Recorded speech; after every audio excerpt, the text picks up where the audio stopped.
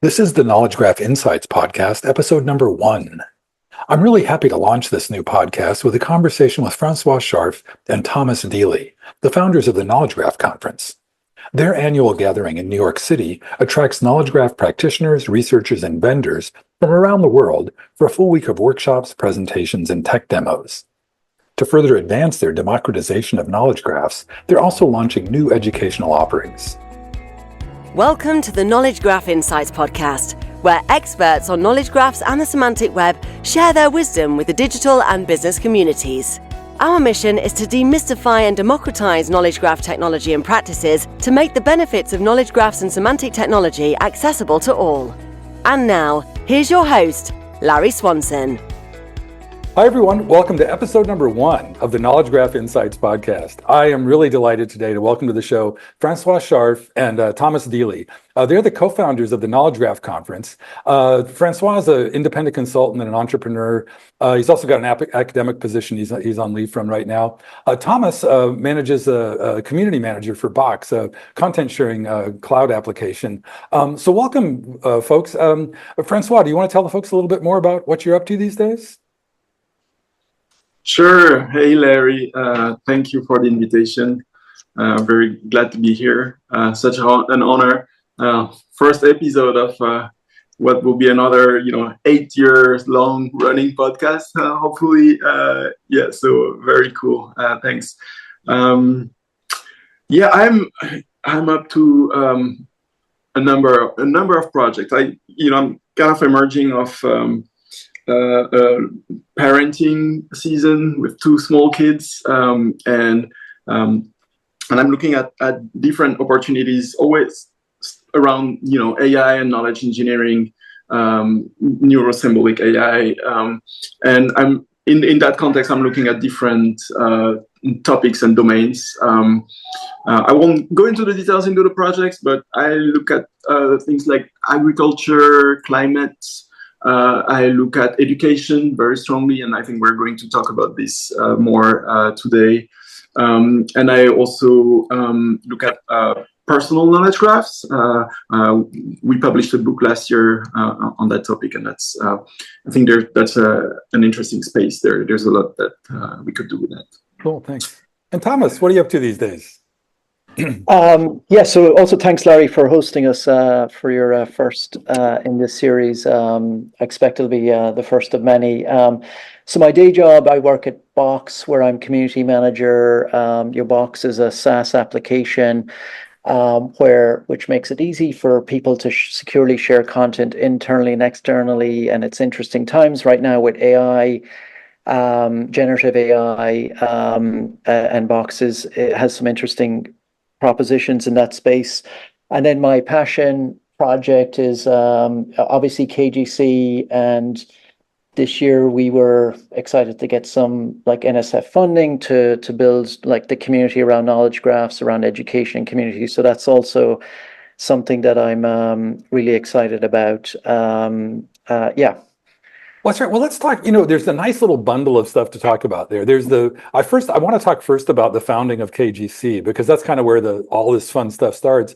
But very quickly after this comes the Open Knowledge Network and the educational stuff. I want to talk about that whole bundle of activities. So how did you, first of all, if I recall correctly, KGC came up when you were both at Columbia. Is that how it happened? Or tell me the start.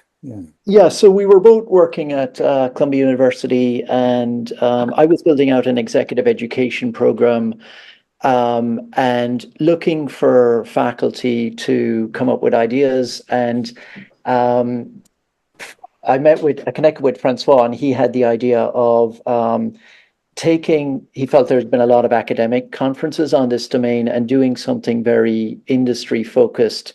So that was the genesis. We got some budget from Columbia to get it off the ground, and the first conference, May 2019, went really well, and that was really the genesis of KGC. Cool. And François, can you tell me more about that connect? Because this is something that's always struck me about the conference, is the connection between the academy and industry. Are you the mastermind behind that part of it? Well, so mastermind is a big term, but basically for me, it was building my ideal conference, the one I missed and I would love to attend. I had worked until for half of my career in academia, and there were many events on the space, in the space on that topic in academia. But after that, I pivoted to mostly industry, and there were no events that were about this topic and relevant. And so being at Columbia University in New York, having tons of contacts in the field, it sounded like, well, maybe we should just start it, right? Like start that event, and then naturally, right, evolve from the contacts, like having contacts both in industry and in academia.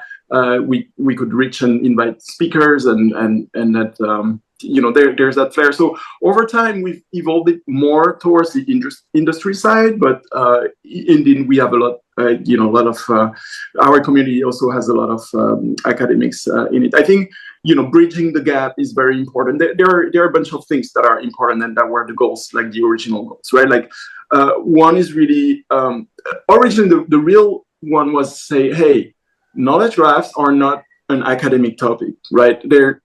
There's tons of people using it for solving real problems in the industry, right? Knowledge graphs in production. Let's give them a voice. Let's hear them. Let's have a forum where we can share our experience, our issues, but also let's bring academia to tell us about state of the art, but also to hear about what the problems actually working with this technology in the real life. What their problem are, right? So that can influence researchers to say, maybe we should give priorities to this problem in our research because they are more important than others, right? Like to give you an example of the kind of interactions that is making possible. I'll stop there. Okay, yeah. Thomas, did you have anything to add to that? Because I know I perceived of you as more the business. I mean, you're both academics, of course, but yeah.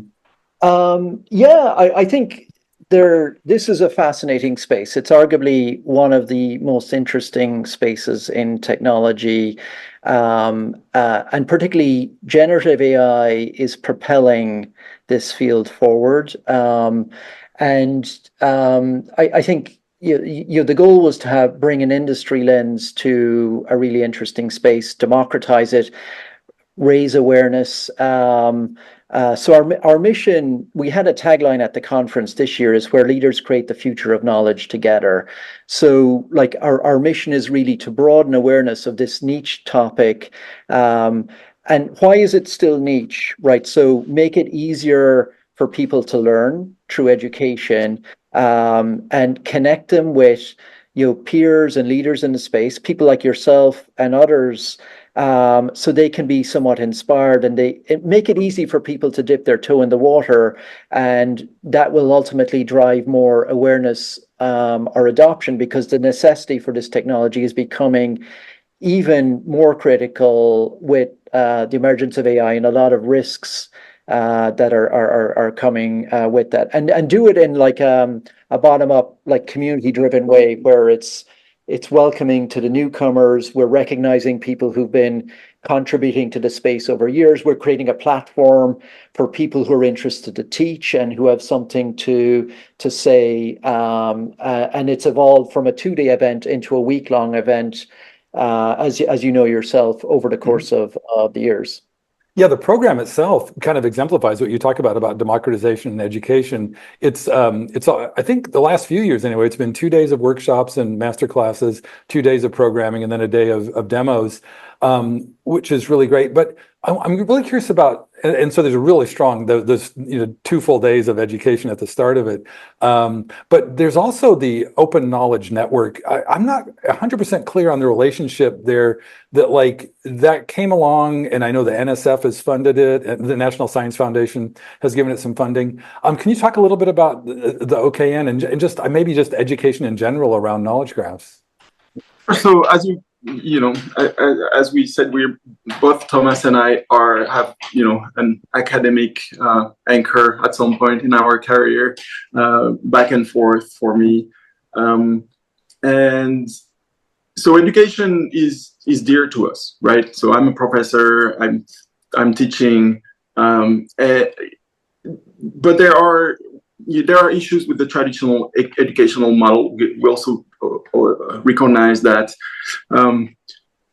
So we always so knowledge graph is a technology or a set of technologies that can be complex to grasp at first, and so since day one, our goal has always been democratizing access to this technology. So it goes through education. And well, organizing a conference as a volunteer, right? This is not our main job for either of us.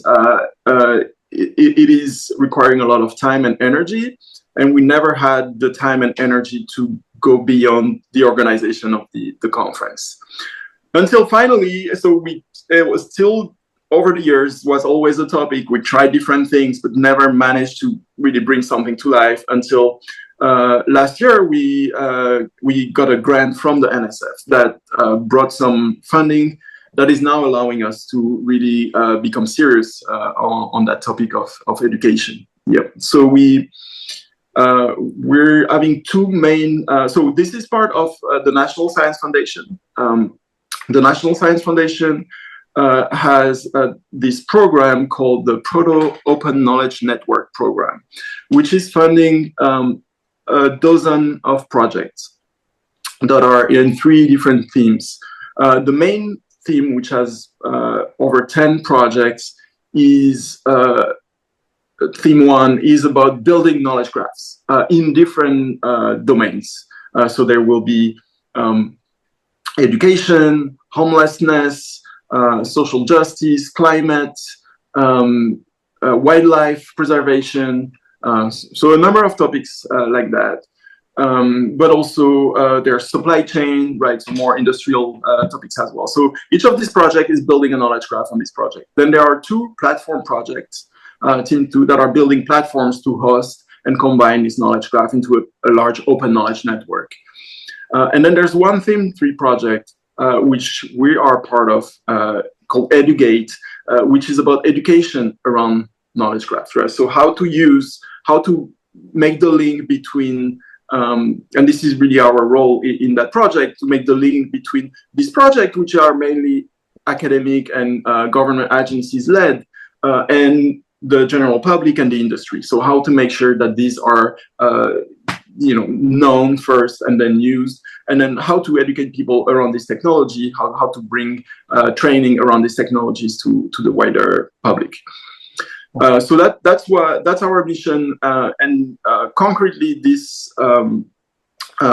gives us funding for some events as part of KGC, but also developing an education platform for learning about knowledge graphs, and as well we're running a series of hackathons. And I think maybe Thomas can discuss this, but it creates this whole, with the conference, creates that virtuous circle, and I'm missing a couple components there, between innovation, training, and dissemination of research. But I'll let Thomas, the architect of that that model, talk about that. Yeah, if there was something I learned from my years in education, both on the academic but also on the administrative side, I would say education in the US is on shaky foundations. It's quite expensive. Often it takes a while for institutions to keep up with what's happening in the real world. Students come out, they can't necessarily do anything practical. Faculty don't get paid that much. So the idea is, if we can build almost like the equivalent of an educational institute around this really interesting technology domain, knowledge graphs and related technologies, where you start now, thanks to the NSF, we can fund a curriculum. So we're building a curriculum right now that will make it easy for technical and non-technical people and business people and champions to have some capabilities that they can then bring into the enterprise to help drive adoption. Because one of the challenges with this space is it's not as widely as adopted because of perceived complexity. Perhaps the payoff takes a little longer. Building into the curriculum, and this is something like I did at Columbia, I ran a capstone program where before you graduated, you had to complete a real world project with a real company. So Francois mentioned the hackathon. So before you can graduate from the KGC, or to get the KGC certificate, you will have to build something aligned with some of those social good missions that the NSF has articulated: climate, social justice, cybersecurity, supply chain. And then you may be aware, like Larry, we have like a startup pitch, which we've been running for 4 years as part of the conference. So perhaps now you can build something, perhaps you want to like deploy it and try and implement it. So we also have a startup pitch that we run.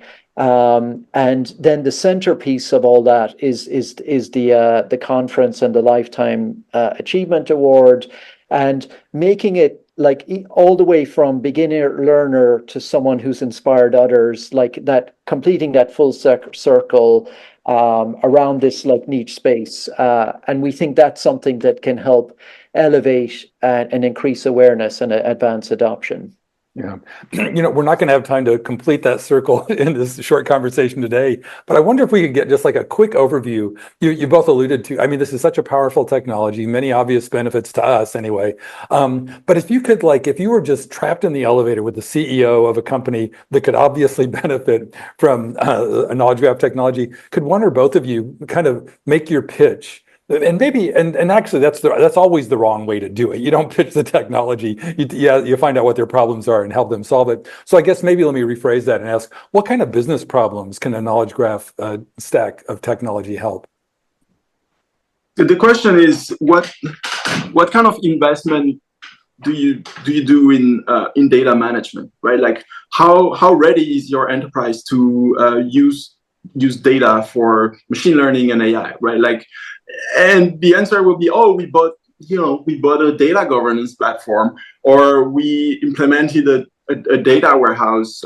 We have Snowflake, right? Like, it's like, and it's like, do you think this is going to be helpful with automated access to your data in order to build an AI, right? Like a machine learning. Like, how ready are you for that new wave? And indeed, so especially now, people are like, yes, we've tried things. We managed to learn to build a chatbot using RAG, etc. It doesn't work very well, and it took a long time because we have to gather the data, and these projects are taking so long, etc., etc., etc. Right? So,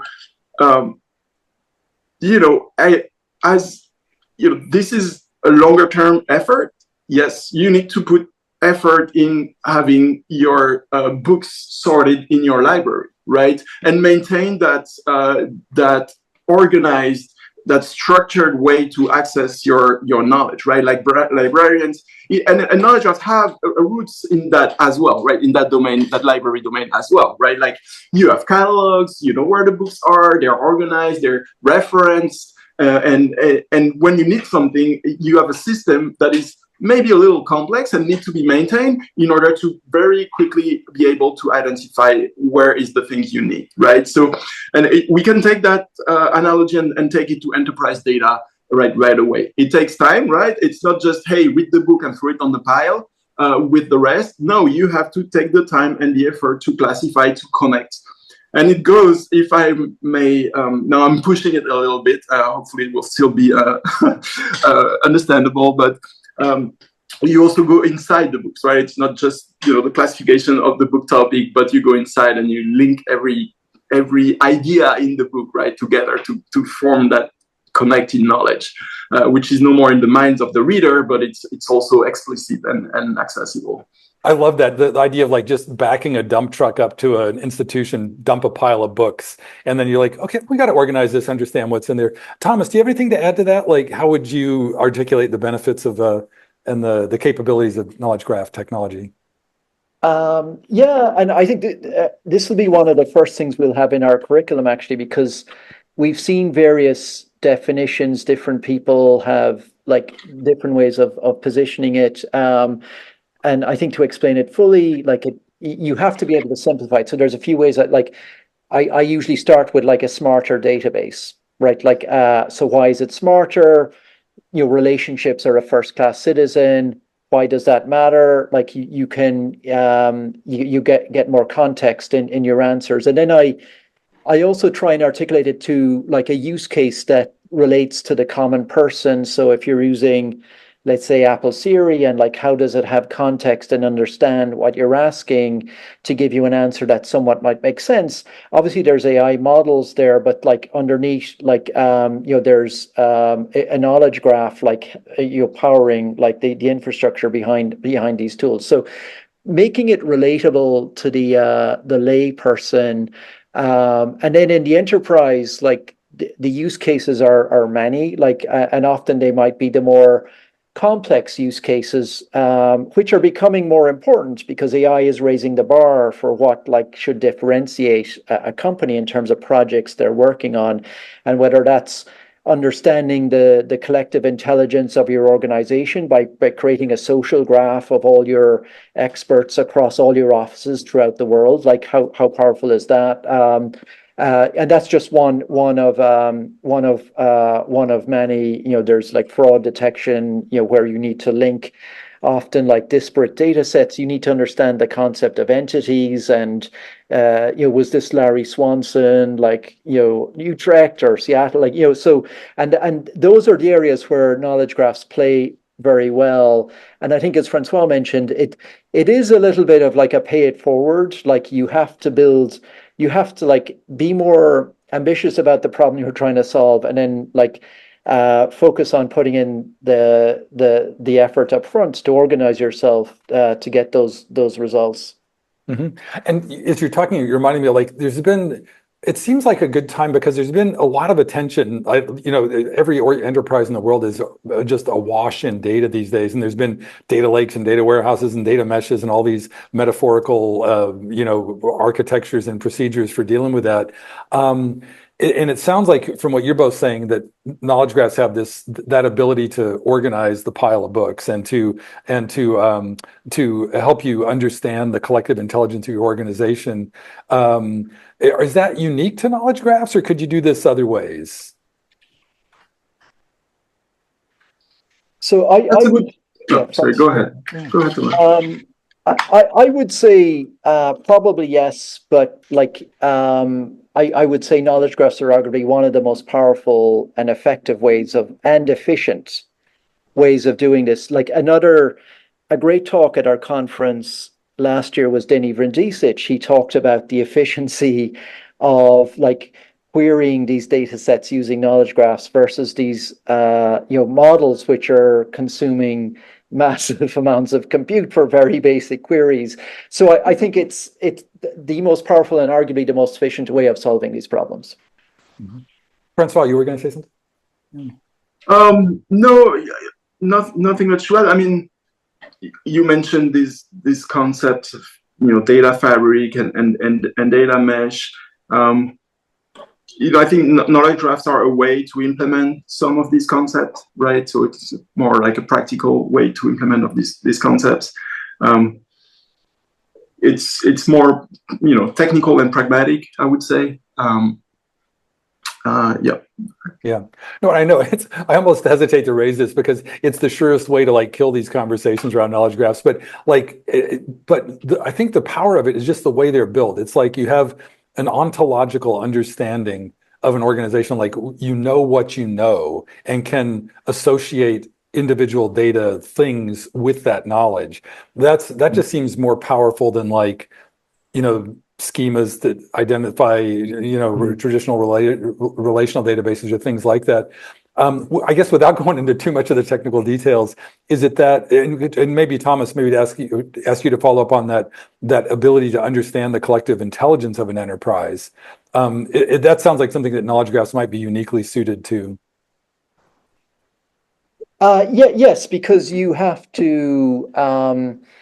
it kind of requires you to model and understand like your organization, like who is Larry, like what his, where does he live, what are his interests, where did he go to university, like and kind of spend that time to kind of model that so you can have the context.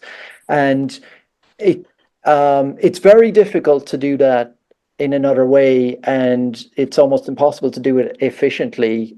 You can do like the pattern matching of like machine learning models, but I go back to the word efficiency as well here.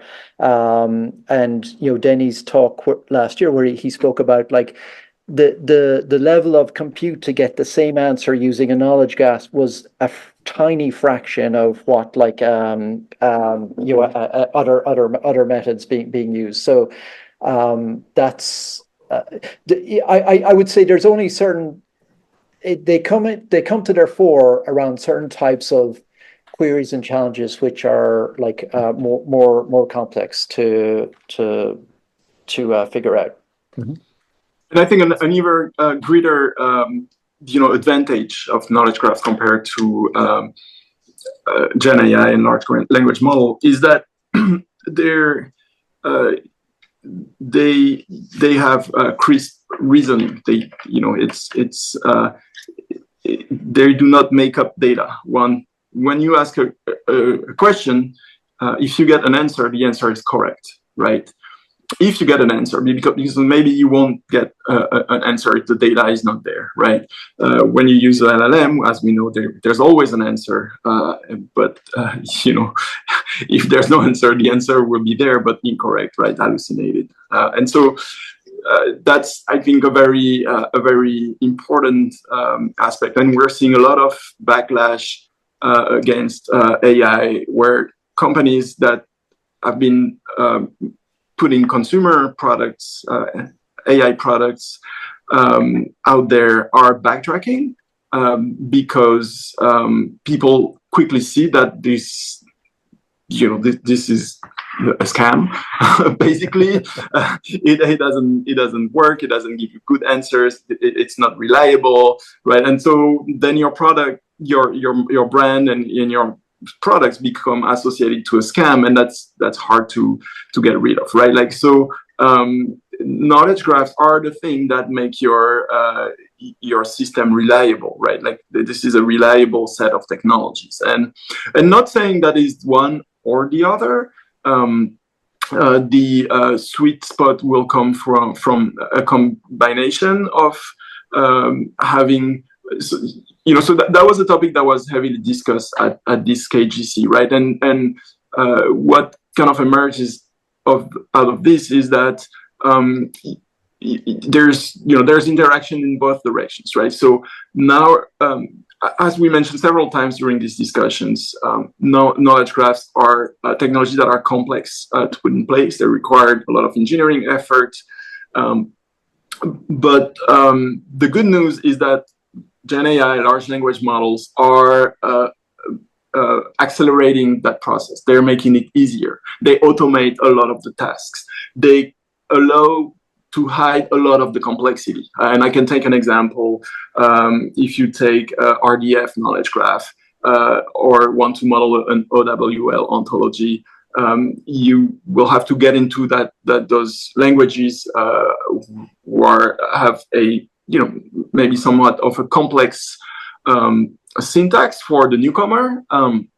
But if now you can easily use a LLM to start to write for you and correct your errors, etc. And so same thing with the query language, right? You can use your natural language and translate automatically that query to a Sparkle language in order to help you, right? And then you may revise it, but that will help you there as well. So Gen AI helps building knowledge graphs more efficiently, right? And then on the other hand, there's a lot of research that's using knowledge graphs in order to limit the hallucinations or improve the retrieval capabilities of large language models. So you may have heard about graph RAG, right, which is combining knowledge graphs and retrieval augmented generation in order to retrieve better results and more grounded results. So grounding the results of the LLM into facts from the knowledge graphs. So all of this is very encouraging, I think, for technology in general. Yeah, no, it's very exciting that so many of the problems of the LLMs and the GPTs, can be helped with this technology. But hey, I can't believe it. We're coming up close to time already. But before we wrap up, I want to give each of you a chance. Is there anything last? Anything you want to revisit from the conversation, or something you would just want to make sure we share before we wrap up? And either of you can go. Yeah, one of the reasons I find this space fascinating is a lot of the research that's driven generative AI and these discoveries over the last 18 months or so, it comes from study of the brain. So, and François mentioned it's not just one tool or the other, it's all these tools working together. And if that's how our brain works, right, we have a fuzzy part of the brain that, like, if you saw a spider in front of you, jump back, but if you saw it from a few feet away, you wouldn't, because you've time to reason. And that's the knowledge graph part of your brain. And then there's the non-symbolic part of your brain. And that's how our brain works. And that's what we're building in these tools. And there's a great analogy of the butcher on the bus. I don't know if you've read that, paper, if you're on your way home from work and someone walks on the bus and you know the face, but you don't know who that person is. And then on Saturday you walk into your butcher store and you see that person. Oh, it's my, because there's the context around it. So for me, this place is fascinating, and it's these tools working together, with knowledge graph being like the reliable reasoning part, and then there's the fuzzy part, and having an overall view of the tools to get the best outcome, the most reliable outcome, and the most efficient outcome. So I think this is going to be going on for the next years and decades. Thanks. François, did you have anything last? Last words. No, it's certainly an exciting field to work on. We have a great community. I think so. For the first year, I was able, because we professionalized the conference over the years. For the first year, I was able to just go to the conference and attend it, right? So finally, the dream of building my perfect conference and being an attendee in it and sitting there and enjoying all the talks that I actually had an influence of bringing. That was really a great feeling, and also seeing that amazing community. Like, one of the feedback, a lot of the feedback I got was people say, the great thing at this conference that people are nice. Everyone seemed to be, happy to be there and enjoying working in that field. And this is such a great community. This is such a difference from other, conference in the field I've been to, or so that feels good, right? Like, we built a great community with a great program, and excited for next year already. Yeah, I am too. Well, thanks so much. Hey, and you both mentioned Denny's keynote last year, so I'm going to include that in the show notes. And I Googled that butcher on the bus anecdote. I'll put that in the show notes as well. I'll ask you both in a follow-up note if there's other stuff we might want to share. But thank you so much. This is such a great way to kick off this series. Yeah, I think Juan Ciceda's paper on benchmarking, that was another. That's another. Yeah, so there's probably more, but those are a few. We'll follow up. Yeah. Yeah, no, I'll definitely, and that's something I haven't done in my other podcast, but I want to do more in this one. It's just resources galore, because there's plenty of learning to be done, and yeah, you guys know how to help with that. So, thanks, Larry. Good to talk to you. Thanks, Larry. Thanks to both of you. Cheers. For show notes and to sign up for our newsletter, visit our website at knowledgegraphinsights.com, and please rate and review us on your favorite podcast platform. Thank you for listening.